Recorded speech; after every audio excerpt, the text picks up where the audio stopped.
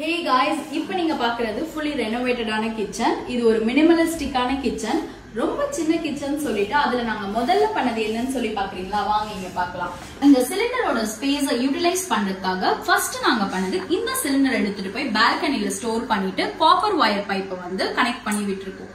So that ஏன்னா அந்த சிலிண்டரோட ஸ்பேஸை நம்ம யூட்டிலைஸ் பண்றதுக்காக. இங்க பாருங்க விக்கர் பாஸ்கெட்ஸ் வந்து நம்ம கொடுத்திருக்கோம். உங்களோட ட்ரை வெஜிடபிள்ஸ் எல்லாம் நீங்க ஸ்டோர் பண்ணி வச்சுக்கிறதுக்காக.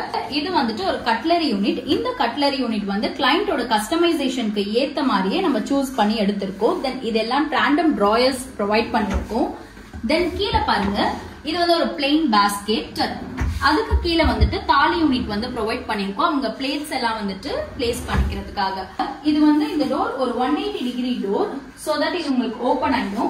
2 பிளேட் பாஸ்கெட்ஸ் வந்து ப்ரொவைட் பண்ணிருக்கோம். இங்க வந்துட்டு ஓபன் பாக்ஸ் கொடுத்திருக்கோம். உள்ள வந்து ஸ்பாட் லைட் வரப்போறதுனால இங்க வயரிங் கனெக்ஷன் வந்து கொடுத்திருக்கோம். தென் இங்க வந்துட்டு அக்வா கார்டு வரப்போகுது. அதை கன்சீல் பண்றதுக்காக இங்க டோர்ஸ் ப்ரொவைட் பண்ணிருக்கோம். தென் உள்ள பாருங்க ஒரு கட் அவுட் ஸ்பேஸ் இருக்கு. இந்த ஸ்பேஸ் எதுக்காகனா அக்வா கார்டோட டைரக்ட் கனெக்ஷனுக்காக. அப்படியே இங்க வந்துட்டு 3 ப்ரொஃபைல் டோர்ஸ் கொடுத்திருக்கோம் வித் டிண்டட் கிளாஸ்ல. சோ இத ஓபன் பண்ணி பாத்தீங்கன்னா இங்க கிளாஸ் ஷெல்ஃப்ஸ் இருக்கும். இங்க ஸ்பாட் லைட்ஸ் வரப்போகுது. இந்த கிச்சன் வந்து ரெனோவேட் ஆயிட்டு இருக்கு, ஆன் ப்ராசஸிங்ல இருக்கு.